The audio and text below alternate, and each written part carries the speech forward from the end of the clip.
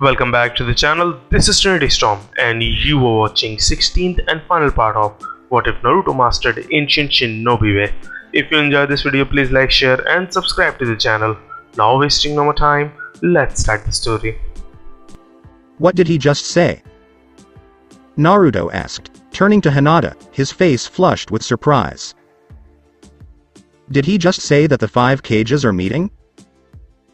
I know how you feel, Naruto-kun, she replied, her own surprise visible in her voice, before returning her attention to the Anbu. How can we trust your word? You are a Hyuga by birth, and you have the Byakugan, he told her. Remove my mask and see the truth of what I speak. That would be useless if you were ordered to deliver a message, no matter how false, Akira sighed. What are you going to do, Naruto? Regardless, Hinata activated her Byakugan. Where is this meeting taking place? Naruto inquired. Please forgive me, but I was only given the meeting time, the Anbu explained. Naruto paused for a moment, his chin propped up and his arms folded. Release him, Naruto said to Akira before turning to face the masked ninja. Your mission is complete. Give my regards to the Hokage. Naruto then walked out of the cell and out of the prison, accompanied by Hinata, Akira, and Tsubaki. Akira-ne-san, how likely is what he said to be true, and how significant could it be for us?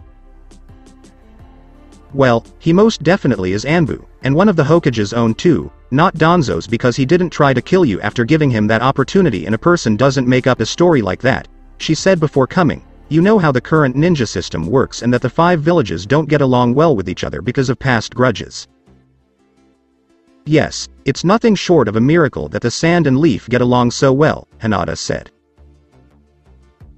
A miracle by the name of Uzumaki Naruto, so I've heard, Akira smirked. Anyway, the 5 great villages don't get along. Suna and Iwa have a very bitter rivalry, while Kumo and Konoha have a feud that dates back to the Naidem Hokage, not to mention that Kiri hasn't forgiven Iwa for their treachery, and Kumo has a habit of stealing.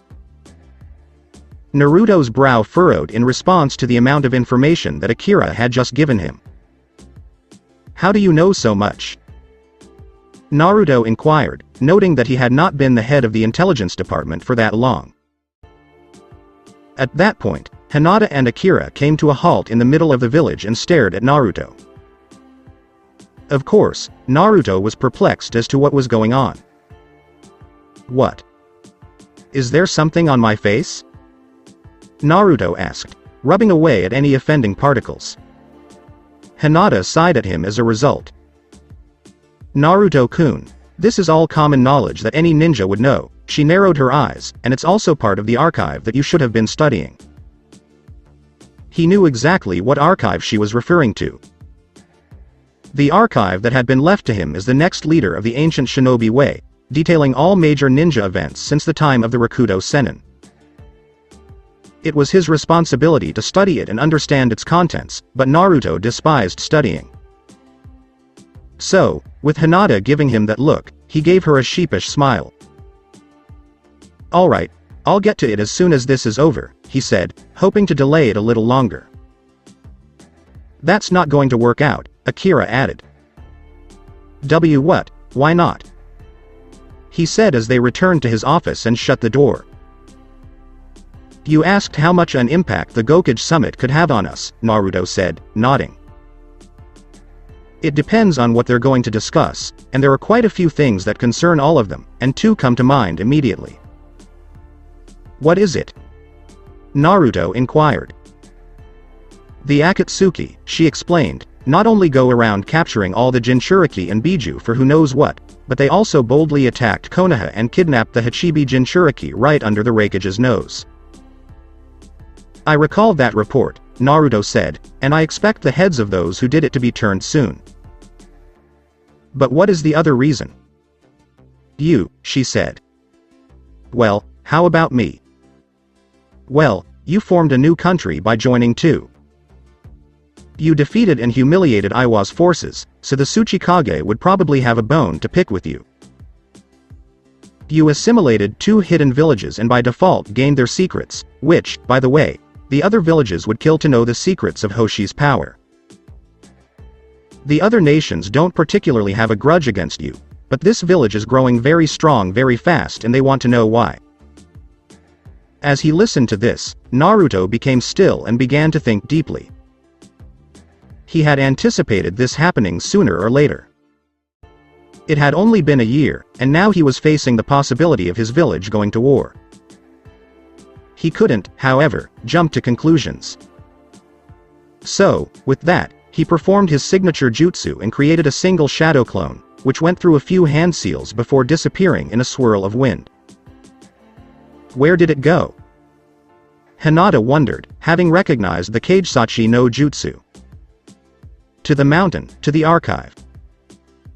When it gets there, it'll make more clones and start studying, he explained before returning to the topic at hand. Well, it doesn't really matter which they discuss.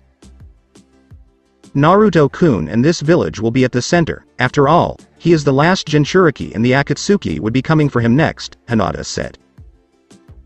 If it's the other, Naruto-kun is personal friends with both the Hokage and the Kage. That could be, but they'd still have to choose what's best for their people and country, Akira explained, delivering the hard facts. I really hope they're gathering to discuss Akatsuki, Naruto said, before a mischievous smile crept across his lips, drawing the attention of the people in his office, but I bet I can find out right from the source. Wall dividing ninja-only zone. Meanwhile, Guran stood at the wall that used to be the entrance to the ninja-only zone, and she was displeased as usual. She had received a note that morning instructing her to be at this exact location. The note instructed her to meet with a person who would show her around the village and grant her access to the ninja-only section. When she arrived, she realized she wasn't the only one who had been summoned, as all of the ninja from Oto who had been tested were present. They all left in groups of 2 or 3, each accompanied by an Arashi ninja, until only Guran remained. So it was no surprise that when a single orange-haired kunoichi appeared, Guran was tempted to impale her. Are you Guran? She asked flatly. Yes, who are you? Guran asked, her patience long gone. I'm Fuma Sasama, she said, clearly unhappy about something, and I'll be your guide today. Just shut up and follow me, and you'll learn everything you need to know. Guran was taken aback by the tone, but she quickly regained her composure and glared at the girl who had already gone ahead to the wall and stood in front of what appeared to be a doorway drawn with archaic symbols. Guran was about to tell the orange-haired girl what she thought of her, but Sasmi interrupted her. This is the entrance to the ninja-only section of the village, she explained. It's a space-time jutsu that was placed here by Naruto-sama.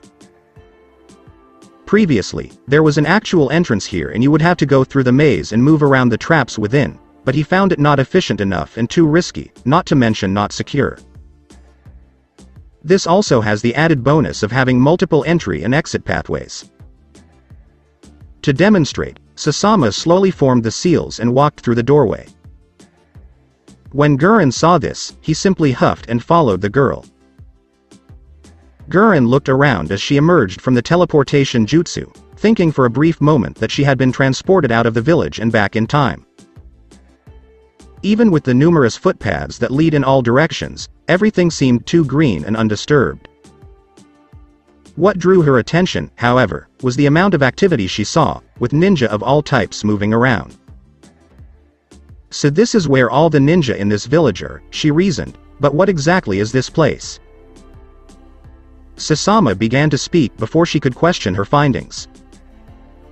Don't stand there, that is an active gateway, she instructed Guran. This is the ninja-only sector. This is probably where you would spend the majority of your time bettering yourself in. I highly doubt that in my case, Guran said haughtily as she looked around. Is that all this entire place is for? To say Sasama's patience was put to the test would be an understatement. She managed to keep her cool as she continued. After all, even though she was only acting as a tour guide, this was a C-rank mission. That's the academy. The first group of genins just graduated. Come on, and don't leave on your own. Guran scoffed, but Sasama paid no attention. As I mentioned earlier, this is the ninja-only sector. Only full-fledged ninja are capable of coming here on their own, and from today you should be able to come here as well, Sasama explained as she led Guran down a path. This part of the village is actually the original site of the village before Naruto-sama and Hinata-sama fully established this village and the system we follow. Sasama continued to show Guran around, showing her the important areas such as the meeting hall and the places she was not allowed to enter, such as the various department headquarters and, of course, the special Junin training grounds that were fenced off. Of course, Guran's curiosity was piqued when she heard this and decided to have a closer look despite the warning, but Sasama was more perceptive than she let on. Don't bother. The monsters on that side of the wall might kill you by accident in an instant, Sasama said, smirking. But no one is stopping you. That way one of those guys would have to explain to Naruto-sama why his new Junin is in the hospital. Guran sneered at that. Speak for yourself. Guran said before thinking of something else. What's so special about these special Junin anyway? They're not even full Junin. Sasama, who had had enough of Guran's superiority complex, was taken aback by that statement. Oh, that's right, because you're new, you don't know our system and how it works, she continued, with an impish grin, although that's kinda why I'm the one assigned to you. Guran didn't say anything, just stared at her, and Sasama quickly lost her impish grin and started explaining. Okay, listen up. I'm not going to repeat myself. The village is divided into 5 departments: assassination, hunter, medical, intelligence, and general, she explained, and while anyone can join any department, each department has their own criteria for selection and promotion, and the medic department even has a slightly different ranking system. Every ninja either chooses or is recruited for a department based on their skill. You appear to be better suited for the hunter department, so after we finish, you should go see Kage. Guran listened intently to everything Sasama said, but something about what Sasama said made her wonder. I see, but wouldn't that weaken some departments and make members overly specialized? Guran inquired. Yes, if the departments were completely isolated, Sasama replied, leading Guran away from the special Junin training area. After graduation, all the genin are put in the general department, and when they are promoted to Chunin, they are given the choice to enter one of the departments or stay where they are. But, in order to get to Junin, village policy requires that certain criteria be met, which I will explain later today. I see, but you said the medics have a completely different system. They do have 4 ranks, and only the top 2 can go on missions. Despite this, there is one rank that stands above all others and supersedes all others, and that is Special Junin, Guran interrupted. Tell me about it. What is it, and how do I get it? What's the matter, you're not happy as a Junin? Guran did not respond. Anyway, unlike other villages, where a special Junin is a Chunin with Junin-level skill in 1 or 2 areas, a special Junin in Arashi is a fully fledged Junin with skills that far exceed the norm or an ability that distinguishes them. We don't trust you yet, so you're not one. Sasama had a smug grin on her face at her last remark. As a member of the intelligence department, and especially after being so close to the higher-ups, she was privy to a lot of unofficial information. She knew for a fact that Guran would be able to make special Junin, but Guran, despite being a strong and powerful kunoichi, was a former Orochimaru loyalist, one of the most devoted. It was too bad, really, that Guran had a few bad habits that would hinder her, like her short temper and jealous nature, especially when the man she admired was already surrounded by powerful ninja, 2 of the closest being the silent sharp-eyed Tsubaki and the kind and gentle Hinata. Guran didn't know it yet, but crossing either of these 2 could spell her instant death. What's the point of that grin? I'm a Junin and I'd be surprised if you're even a Chunin. Sasama huffed at that, but didn't mention she was a Chunin to avoid swelling the Shugen user's head even more, but there was another reason she didn't mention her position. She was a member of the intelligence department, and as Akira had repeatedly told them, they were the backbone of the village, and if any of them became compromised, the entire village would be compromised. She also didn't want Guranel's head to swell any further than it already was. "Whatever, my rank is irrelevant to you," she said calmly. "It's extremely difficult to become a special Junin. You must first become a Junin, and then you must surpass that. Promotions from Genin to Junin are recommended by department heads, and the council makes the final decision. Only the Kanshisha, however, can promote someone to special Junin. What are the advantages of being a special Junin, and how many are there in this village? I doubt there will be much." "There aren't that many ninja in this village," Guran asked, her intentions clear. "Knowledge and power. Anyone capable of becoming a special Junin is given enough knowledge and power to defeat a Kage or destroy a country. What I do know is that you have unrestricted access to everything in all departments in the village and even challenge one of the Jiryu no Arashi for their position," she lectured. "There may be other benefits, but the only special Junin I know personally is Uncle Danjo, and he never tells us anything in Akira-sama, but she plays too many head games." Before continuing, she mumbled something about secretive powerhouses and unhelpful department heads. "However, there are only 14 special Junin. Not even the head of the medic department, and she's a pretty good medic." Guran was disappointed by the news. She knew the village was small in comparison to the Great Five, but that was absurd. "So few, and I thought this village was powerful," she explained, "but it's no surprise they couldn't wait to make me a part of this village." Sasama laughed, slightly mockingly, but also with genuine delight. "I don't think you realize how powerful a special Junin is," she explained to Guran. "If people like Jiraiya of the Sannin, Uchiha Itachi, and Hanzo of the Salamander were part of this village, they would be immediately classified as special Junin. That is the difference between Junin and special Junin." Guran's eyes widened again. Now the number 14 didn't seem so small.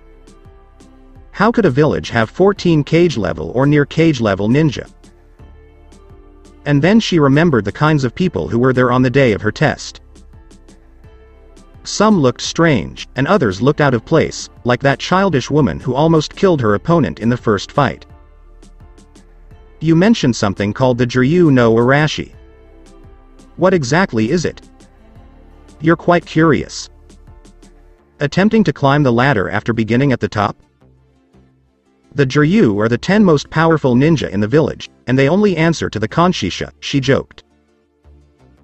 "They serve as his body and carry out his commands.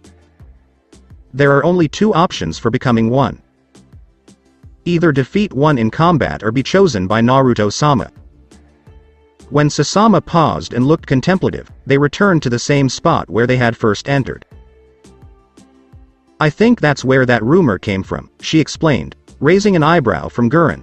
"The current Jiryu were all handpicked and they were nothing more than average Junin and talented Chunin at the time, but after 6 months they all pretty much became monsters." Guran had a lot on his mind as they both left the ninja-only sector. Guran was a proud kunoichi, and nothing less than the best would ever do for her or the one she served, and she was his loyal and proud kunoichi. The following day, Day 5. Tetsu no Kuni, a land formed from a natural rock formation known as the Three Wolves. The nation, like many of the smaller countries, did not have its own shinobi force, but that did not mean that the country was not well defended. Quite the contrary, in fact. Their security did not come as a result of any agreement between them and any of the shinobi villages. They were not defended by ninja, but by samurai. Mighty, sword-wielding warriors clad in armor and gas masks, they were equal to and in some ways superior to any ninja, and it was for this reason that the Gokage summit was held there, under the patronage of none other than the leader of the samurai Mifune, a highly respected samurai in his own right.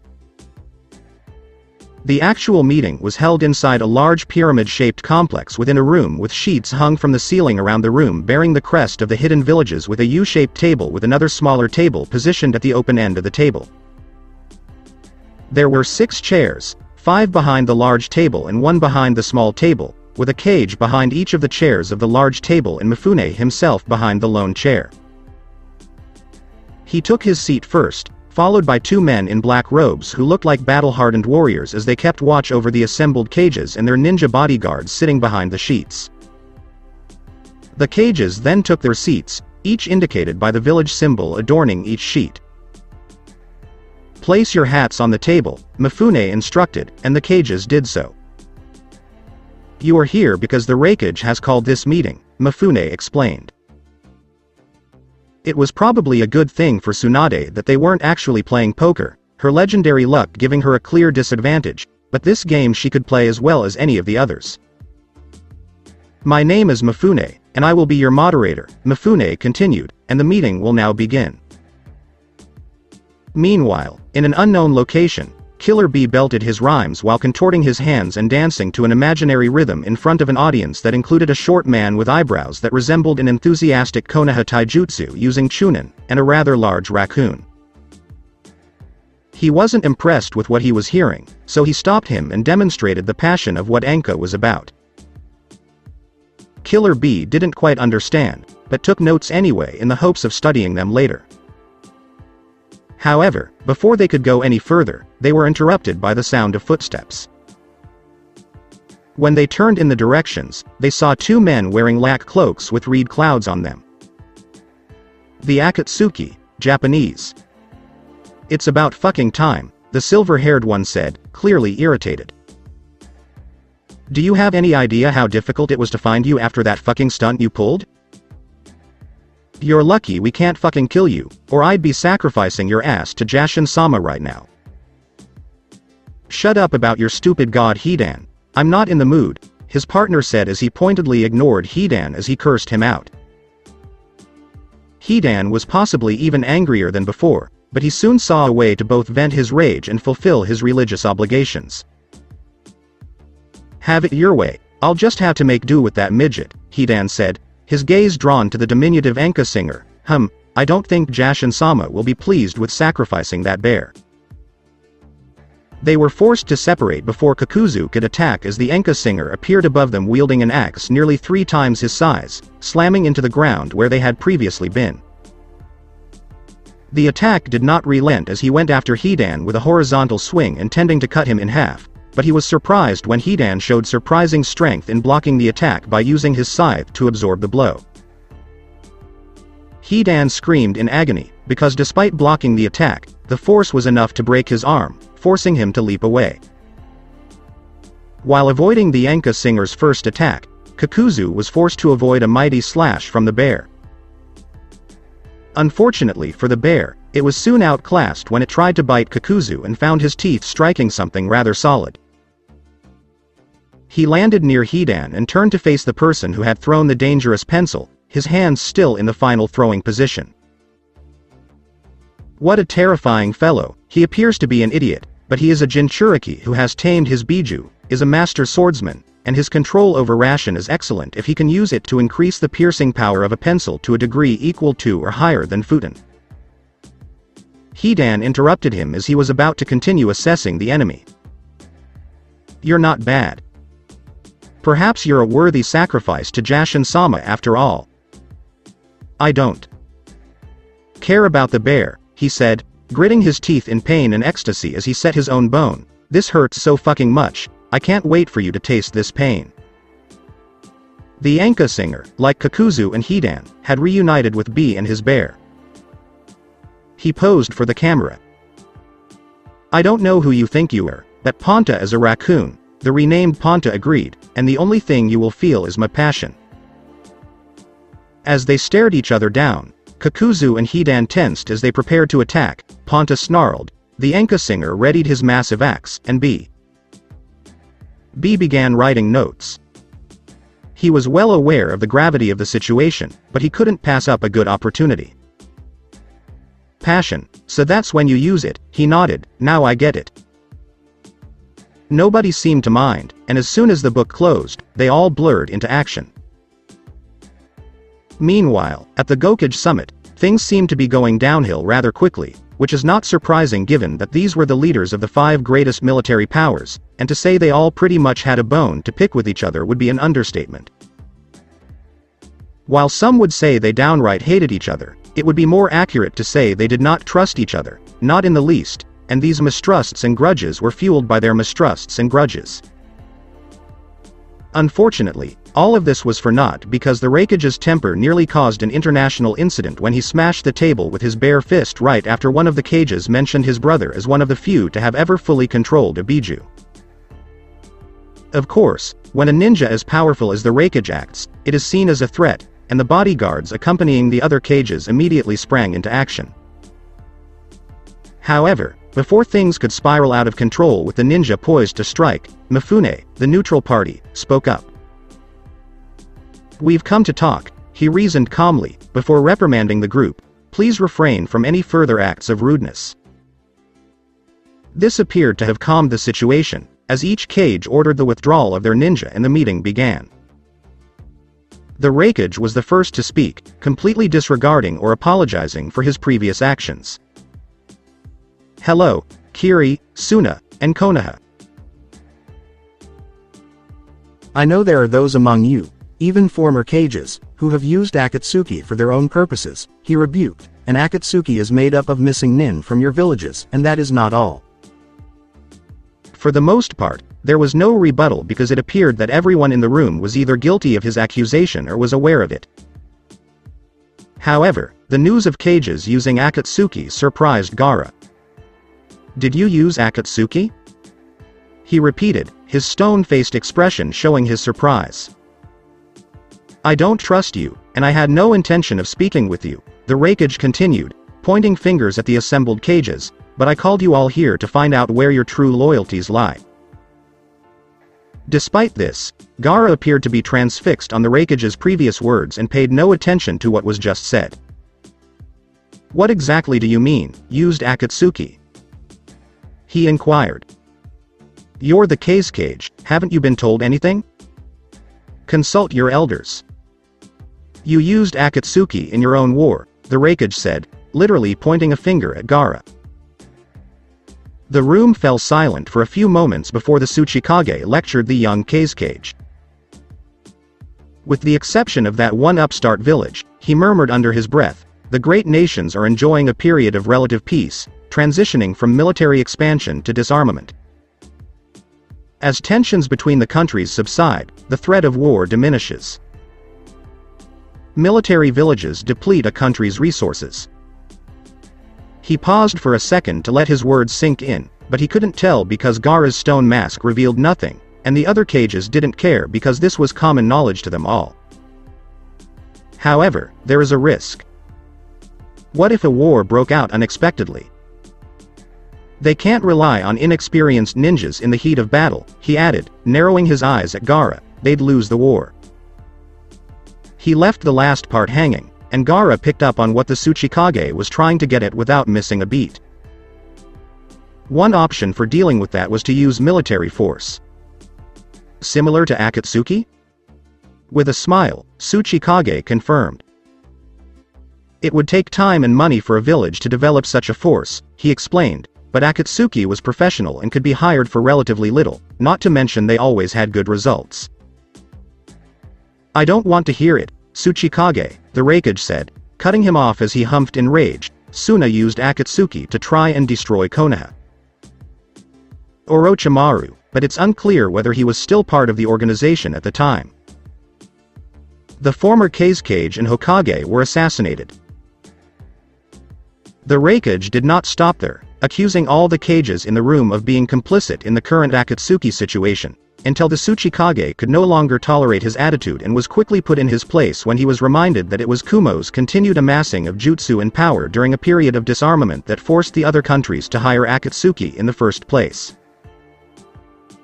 "The Tsuchikage is correct," Tsunade interjected, putting an end to any further debate between the Tsuchikage and the Raikage, "but no one in this room is without blame in some form or another, and no one in this room has not suffered at their hands in some way or another. Konoha was nearly destroyed, and our former Hokage died. Suna lost its previous Kage, and the current one nearly died defending his village. Kiri was plunged into a bloody civil war due to the Akatsuki's manipulation. Iwa and Kumo both lost their Jinchuriki. Most importantly, 8 of the 9 Jinchuriki were stolen, and we were all embarrassed. The Raikage fumed, but he couldn't refute the Hokage's words.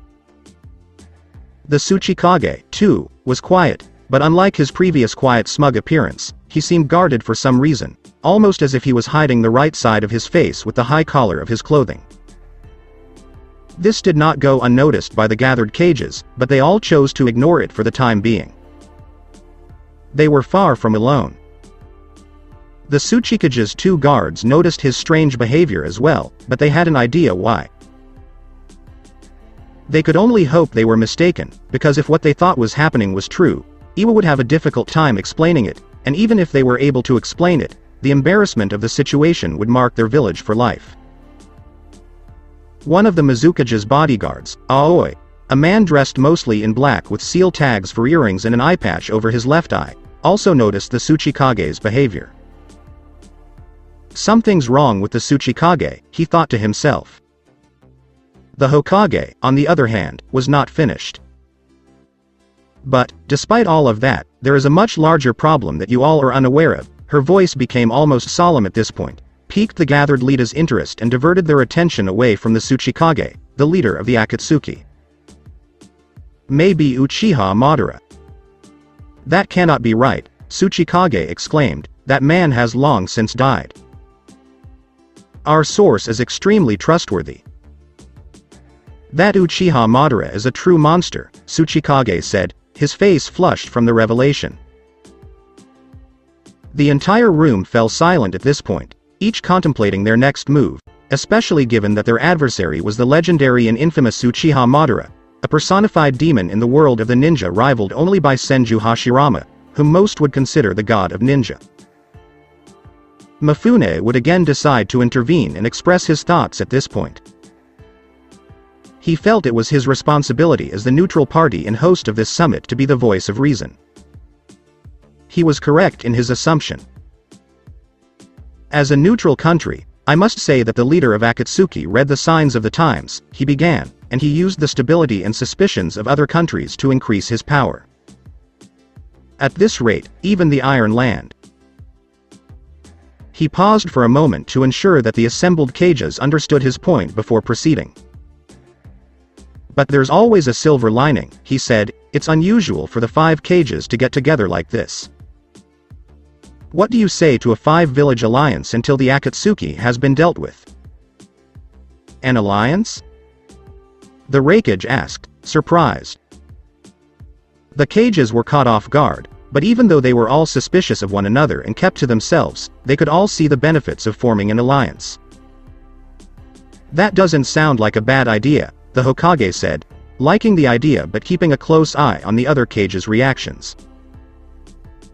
The chain of command should be uniform, Mifune said, his gaze as piercing as ever, because we don't want any further confusion. Normally, the Tsuchikage would have been among the first to voice his concerns and questions about this new development.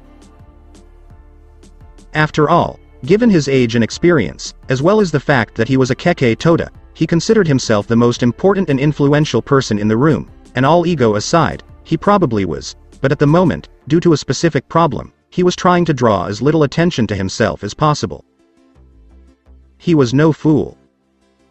He knew everyone in the room had noticed his strange behavior, but since no one had called him on it, he assumed everything was fine. That is, until his little problem began to speak. Isn't this an interesting turn of events, Oanoki? Tsuchikage was surprised, but he didn't show it, but that didn't mean he didn't react inwardly. He was furious as hell. You damn brat, this seal you put on me, Tsuchikage grumbled inwardly, only to realize that while the boy could hear everything he heard, he couldn't hear his thoughts. He's been using me to listen in on the meeting and is making me look like a spy. Maybe I can take advantage of this alliance and look after him after we've dealt with Akatsuki. That certainly made him smile a little. I guess the question then becomes, who will lead this new alliance? Gaara stated in a bored tone. Mifune decided to step in once more to settle the dispute. You will only fight amongst yourselves, he said, gaining their attention, so I would like for you to respect my position as a neutral party. I will decide who amongst you is best for the job, he said, gaining their attention. Hey, Tsuchikage, do you think I could also join the alliance? Cheeky brat, thought Tsuchikage. Returning with the killer bee. Things were not going well for the killer bee and his pals. While he held his own and would most likely defeat the ragdoll-looking man with time was not on his side. To make matters worse, he was outnumbered, negating the one-of-a-kind advantage his sword style would have provided. Furthermore, his mastery of Raiden was of little use given that this man appeared to be capable of utilizing all 5 basic elements. To compound his misfortune, dismembering, stabbing, or cutting the man was pointless because he didn't seem to register pain much and his limbs also seemed to move on their own when chopped off. That wasn't even the worst of the issues. Ordinarily, when confronted with an opponent like this, as rare as they were, one would employ an absurdly powerful and broad-scale technique to ensure that the opponent was destroyed beyond recognition, with no hope of ever reassembling their parts and particles. As the Jinchuriki of the Hachibi and with complete control over that kind of power, he was more than capable of doing so. However, doing so would also result in harming his allies, which he was unwilling to do. His opponent, on the other hand, had no such reservations and began doing wide-scale area attacks after only a few minutes of fighting, completely disregarding the safety of his own partner. The unexpected part was when his partner would get up, charred, cut, and battered, and only curse Kakuzu out. Harmed but perfectly capable of fighting without hindrance. In the end, Ponta and Master Sabuchin were defeated, leaving Killer Bee to fight not only 2 enemies at the same time who were not hindered by harming each other, but also to defend the downed Enka singer and his pet. But there was one saving grace: they weren't allowed to kill him. That didn't mean they couldn't maim him brutally. Hidan rushed into the group with his triple-bladed scythe ready, bringing the fight to a close. Defending was pointless because, as he got closer, a mask next to Kakuzu spewed a stream of fire while Kakuzu himself released a blast of wind, fanning the flames and turning it into a wide-area attack with only one way out, up. While the combination attack would not harm the Killer Bee wrapped in his Biju's chakra, it would undoubtedly kill his friend, even if they could leap out of the way. He could fend off Hidan's attack, but that still left the flames, and if he dealt with the flames, Hidan would be unchecked. It was a lose-lose situation. Hidan was close and ready to strike, and as the fires obscured Kakuzu's vision, a loud metallic clank rang out. Kakuzu smiled, believing that the Jinchuriki had chosen Hidan. But, as he waited for the screams of pain, he noticed none, unless he counted Hidan's screams as he flew back towards Kakuzu, landing in a heap at his partner's feet. The flame, which had been a large wave of fire, had reached the target, but it began to die and blow away. Hidan was enraged by what they both saw, and Kakuzu's eyes narrowed. 2 strange men stood in front, to the side, and in front of the Killer Bee. The man in front of him was quite attractive. One could even say he was beautiful in terms of men.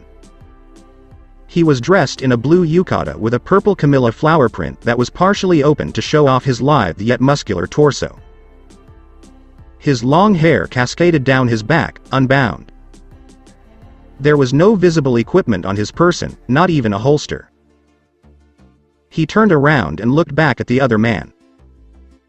Unlike his flamboyant partner, the other man was dressed plainly and seemed very nondescript and by the books as he held his hands together in the final seal of whatever jutsu he had done.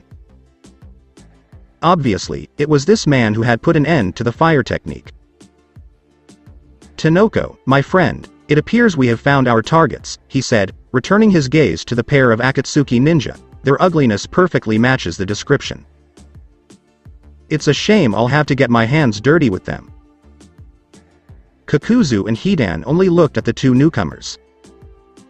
"Oi, Kakuzu, who the fuck are these 2 and what the fuck do they mean by targets?"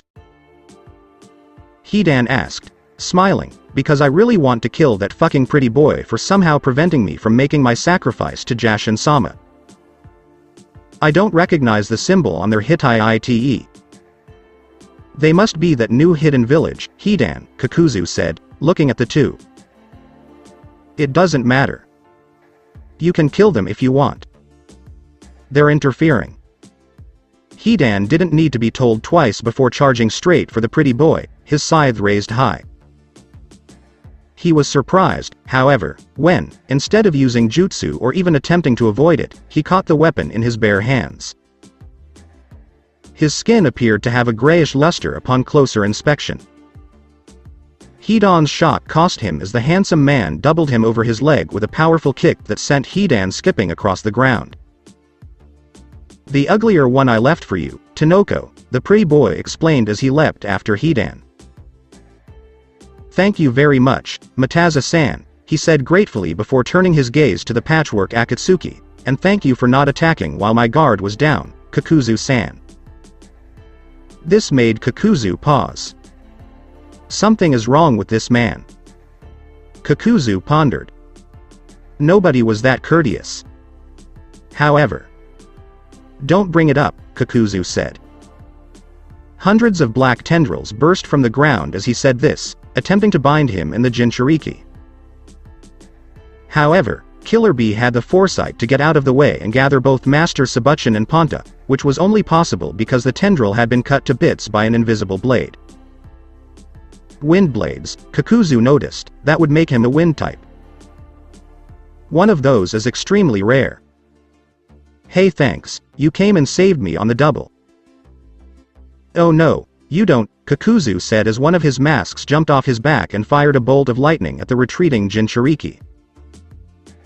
Tanoko, on the other hand, positioned himself directly in front of the jutsu while performing seals. Shadonki no Jutsu, Futon. The air directly in the path of the lightning ball was distorted, causing the technique to abruptly change direction in a sen. Killer Bee noticed this, but instead of stopping to thank the man, he continued running. I apologize for intruding, but while it is not part of my mission, I cannot allow you to harm the Hachibi Jinchuriki, he said politely as he removed a pair of kama attached to a length of razor chain. My name is Sasurama Tanoko, and I will be your executioner. Executioner huh? Kakuzu said calmly as he removed two more masks from his body, joining the other two, that would be your fault. Meanwhile, Mataza and Hidan had already begun, and Hidan was quickly approaching levels of frustration he had never experienced before. Why? Mataza was the one who insulted everything about him. His lack of style, his ugly way of speaking and using foul language, his poor sense of fashion, the useless weapon, and, to top it all off, his utterly ugly religion in which he served nothing but death. If Hidan had any qualms about killing the man before, which he didn't, it was gone after that. Unfortunately for Hidan, no matter how hard he tried, he couldn't even scratch the heathen bastard. Hidan had long since lost the ability to think coherently and was simply berserking at Mataza. While this was dangerous for most people, death had no meaning, so there was nothing an opportunistic opponent could do to take advantage of his lack of defense. However, Mataza became bored quickly, and Hidan's luck was running out. Mataza jumped back, briefly halting the fight. He yawned, providing the proverbial straw that broke the camel's back, the last bit of restraint Hidan had to not simply kill the man. I'm not sacrificing you. I'm killing you right now. Hidan charged in blindly again, this time with greater speed, almost catching Mataza off guard. Mataza, on the other hand, was able to read Hidan's large red weapon's direction and catch it in his bare hands. Hidan smirked, and instead of ripping the weapon from Mataza's grip to draw blood, he quickly released his left hand from the weapon and smoothly produced a black pike from beneath his sleeve, stabbed it into Mataza's unguarded stomach. Mataza didn't have any visible weapons, and he had shown no signs of having anything hidden throughout their fight, which was confirmed when he stopped Hidan's scythe with his bare hands. Hidan, on the other hand, noticed something strange after stabbing Mataza. He didn't experience the initial resistance followed by a slower descent into soft flesh. Instead, he felt resistance, as if he were stabbing a wall. His pike simply ceased to exist. He was terrified at that point. There was no need for that in his life. He had finally discovered something he thought he would never find. He couldn't cut or kill this person. One might think that by collaborating with Kakuzu, he had already become desensitized to it. Hidan was no fool, and he knew Kakuzu was not a true immortal. Sure, stabbing him in certain places won't kill him, and it's unclear whether cutting off his head will work due to the Gionu, but Kakuzu wasn't truly immortal. He extended his life by adding others to himself, and in his current state, it would take killing him 5 times to put him down, but that would be pure ecstasy for someone like Hidan. How often does a bloodthirsty individual get to enjoy murdering someone 5 times? Everyone, no matter how powerful, could be cut and killed. All humans bled, and if they bled, he can sacrifice them, completing his one and only purpose in life. This man was unique. How come I can't fucking cut you? He attempted to flee with his weapons, but Mataza grabbed the pike, and Mataza still held onto the scythe with his other hand, saying, "You fucking heathen, let go so I can kill you." "We were given very detailed reports on you and your partner," Mataza explained. "You have no genjutsu, no ninjutsu, and a taijutsu with so many gaps. But you require my blood, and this simple jutsu, Tetsujuhi no Jutsu, was all I required." You truly are as stupid as a zombie. Hidan's eyes widened, and his brief moment of terror faded. Nothing scared a person who didn't have much to be afraid of or anything to lose. Only one person has ever called him that. "I'm going to kill him, I'm going to kill that fucking good-for-nothing bastard," he yelled as he let go of both of his weapons and jumped away, surprising Mataza. "But you're first." However, the scythe was still attached to Hidan by a cord. Mataza took the scythe and slammed it into the ground like a nail, effectively tying Hidan up and throwing the pike back at him. Hidan, not to be outdone, grabbed his weapon, which was heading straight for his throat. He smirked until he felt something stab into his throat. When he looked down at his pike, he noticed that the metal had extended. "Kinzokuden. Hisenkushi no Jutsu," Mataza said between seals, "time to finish this Hijutsu. Chautenjikai no Jutsu." Thin spikes protruded from the ground behind Hidan, piercing him from behind through his hands, shoulder, knees, and kidneys. Hidan was now immobilized and in excruciating pain as a result of Mataza's inhumane treatment of Hijutsu, Chautenjikai no Jutsu. "I can manipulate any metal within my area," he lied. He could only manipulate pre-existing metal if he had his chakra in it, but Hidan didn't need to know that. "Now this will be over soon. Kinzokuden. Yugen no Kensai." As he spoke, he pressed his hand to the ground, revealing a single blade. It was plain and lacked any distinguishing features other than its shape, which indicated that it was a standard katana without a guard or hilt. It lacked even a hamon. He drew the blade from the ground and approached the pinned Akatsuki member, who was cursing in the filthiest way he knew how. "I could make something more beautiful, but this will suffice for what I'm going to do next." Mataza swung horizontally and grabbed Hidan's head. He didn't die. In fact, Hidan continued to curse while his head lay on the floor next to his body, which was held upright by Mataza's Chautenjikai no Jutsu. Hidan even tried to bite him several times before sealing the head away in a scroll. "I'm curious how Sasurama-san is doing." Even though he is the best option outside of Tsubaki-san to deal with a ninja like that, Itachi-san did say he would have to kill him 5 times, he thought to himself. However, just as he finished speaking, the clearing where they had first encountered the Akatsuki erupted in a massive conflagration of flames that soared into the air and spiraled back down at a target that Mataza didn't have to guess at. "HMPH, scoffed Mataza, "I hope he doesn't destroy the secondary objective." Returning the Jianghu would be a lovely way to conclude this mission. Mataza simply strolled back toward the raging flames. There was no reason to hurry. Tanoko had everything under control, and before he left, he tossed a pellet at Hidan's body, which ignited in flames as he vanished into the forest, reducing Hidan's body to ash. Mataza was correct. Tanoko had everything under control. The fires had been extinguished, leaving 4 scorched masks on the ground and a very singed, but unharmed and immobilized, Kakuzu. Tanoko's razor chain and kama were tightly wrapped around Kakuzu's waist, and each kama was buried deep beneath the earth. It didn't stop Kakuzu from forming seals, but it did keep him in place. Tanoko, on the other hand, was not without injury.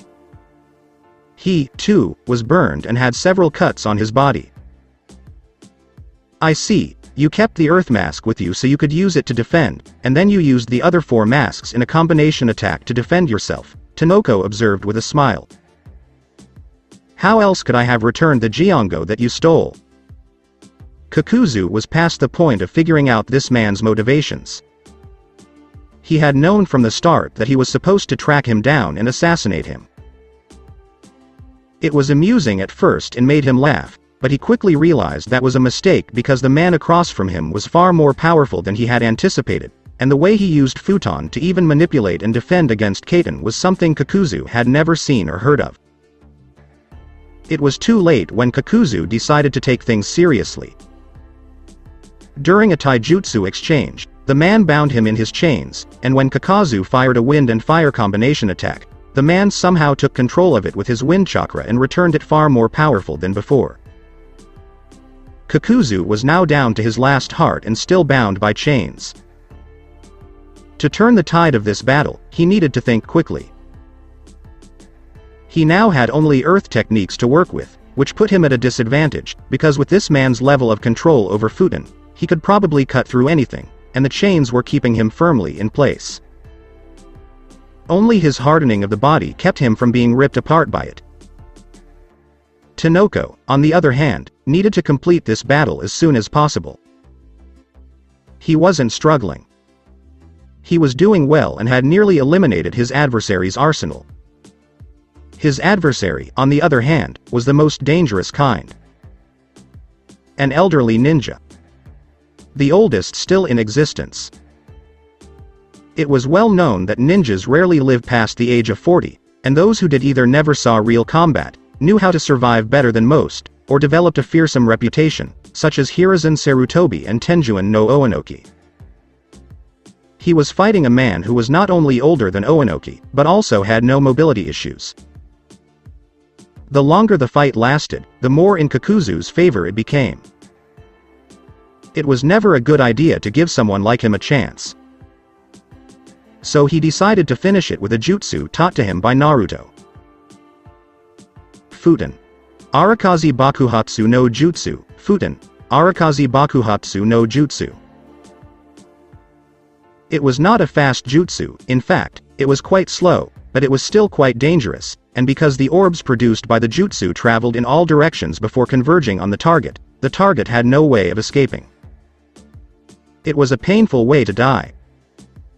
Kakuzu couldn't run or defend himself any better than he already could because the jutsu was slow. When it hit, Kakuzu was surprised to discover that the little orbs were vacuums that tore a larger hole into him with each one. Kakuzu, on the other hand, would not go quietly. He secretly allowed some of his threads to tunnel into the earth and towards Tanoko. He'd have the satisfaction of ripping the fool's heart out before he died, and if he was lucky, he'd be able to kill him before the orbs Tanoko sent killed him. "I'm afraid you're too late," Tanoko said as the final orb positioned itself and the threads emerged from the ground and began to bore into Tanoko's flesh, "but you were a skilled ninja, and I thank you for this experience." Kakazu's heart was destroyed by a final blast. The defensive technique he used to defend himself could not withstand the repeated bombardment of vacuum spheres. Kakuzu had finally passed away. Mataza re-entered the clearing not long after, holding a rolled-up scroll in his hands, and looking at the damage done to the place, he gave a glance to his fellow dragon, who had just finished sealing away Kakazu's body. "Oh, what a shambles," Mataza exclaimed, "surely he wasn't that difficult."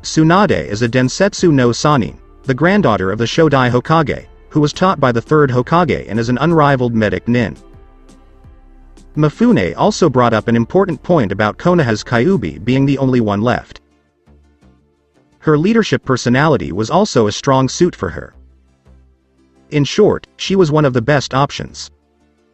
However, the Raikage most emphatically disagreed with that decision. I will not join any alliance that forces Kumo to reveal their secrets. That woman's gambling prowess is more legendary than her battle prowess, he raged, and I believe I would have been a better choice.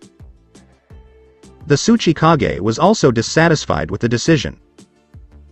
He felt he would have been the best option because he was the oldest and most experienced person in the room.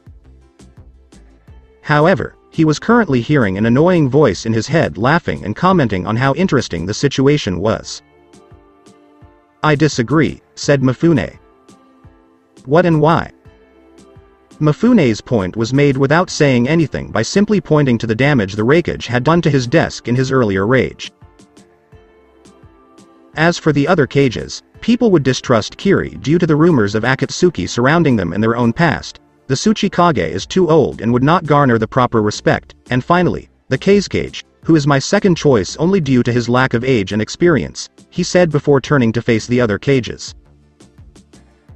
The Hokage, on the other hand, has experienced war like most of us, comes from the most prestigious line, is highly respected even by all of you, and possesses the Kyuubi. That appeared to be the end of all disagreements. Tsunade, on the other hand, appeared dissatisfied with the decision as she rose slowly. But before she could say anything, the curtains that separated the cages from their guards parted, revealing the Kiri ninja with the eye patch. His unexpected disruption was not what made him interesting. The bulging veins emanating from the eye patch reminded me of a certain dujutsu. Tsuchikage-sama, he said respectfully, would you mind showing us all what that seal you're desperately trying to hide is? Seal? What exactly do you mean, ow? The Mizukage inquired of her subordinate, Mei. I noticed it just now when it was reactivated, so I used my gift to look closer, he explained, and there is definitely something suspicious about that seal. The Tsuchikage's two guards also leapt out at this time, causing all the other guards to take defensive positions next to their respective cage. Do you have anything to say to us, Tsuchikage? The dark-haired girl, one of the Tsuchikage's guards, was about to retort when she was stopped by a raised hand from the Tsuchikage. But grandfather, she pointed out. It's pointless, Kuratsuchi, he sighed, so I might as well come clean. He was anything but remorseful in his mind. This is the end of you, brat, he thought. I will manipulate the entirety of this new force into eradicating you and that smug grin. I am not in control of this seal. In fact, this seal is the work of the next worst threat to all of us after the Akatsuki, drew the attention of the others. He was able to infiltrate my village and place this Juin Jutsu on me, he smiled inwardly. How is that even possible? Someone as powerful as you would not be so easily branded, Mei said, surprised by Tsuchikage's words. I agree with the Mizukage, the Raikage continued, and I don't believe a word this old fence-sitter says.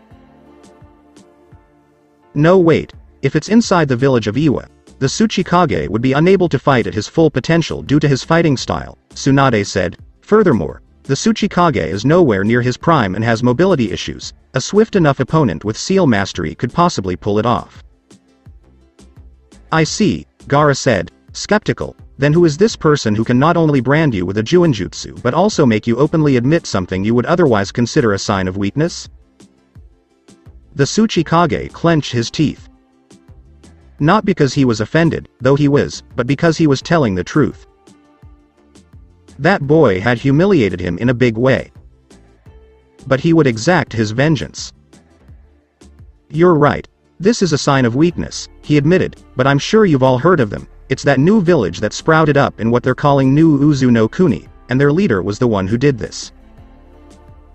Mei and Tsunade both jumped to their feet, one in rage and the other in surprise.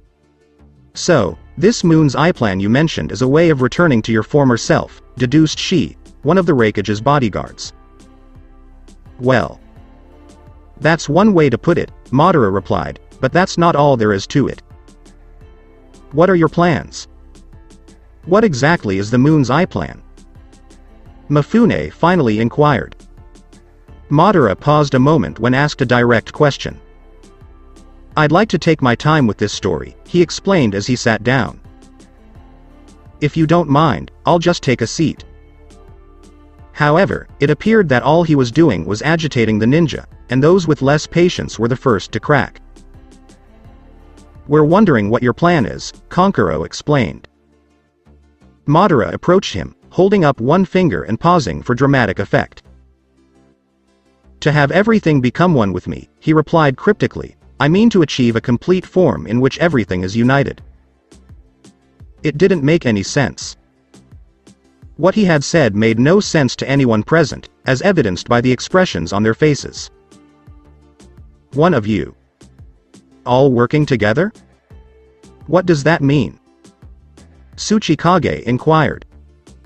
Uchiha Madara's eyes narrowed at this. They couldn't tell, but they could feel it.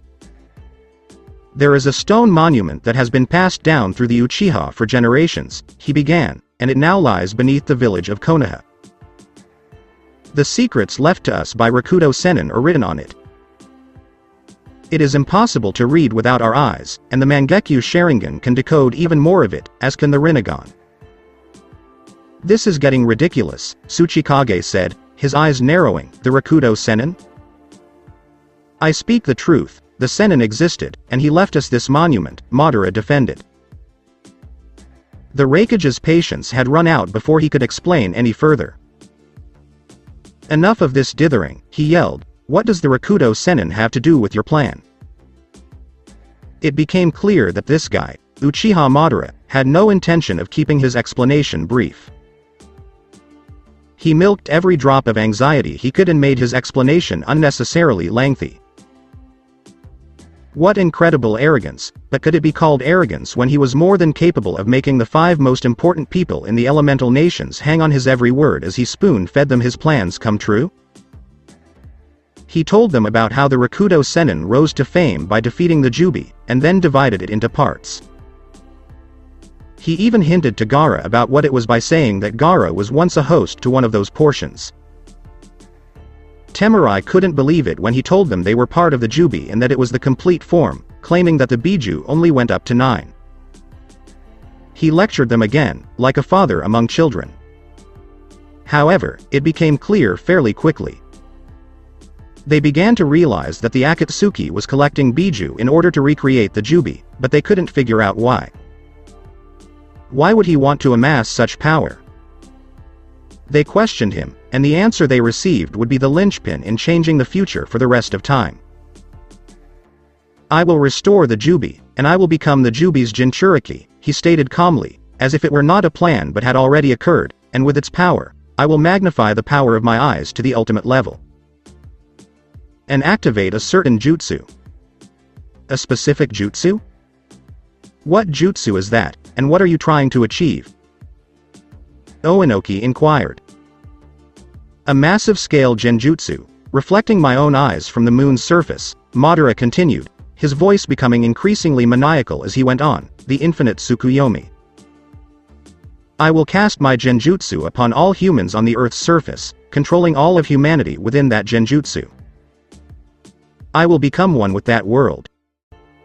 A pin falling on grass would have sounded like a hammer striking an anvil at this time. It was deafeningly quiet. Nonetheless, Madara persisted. It will be a world free of hatred and conflict. With me, everything will be one.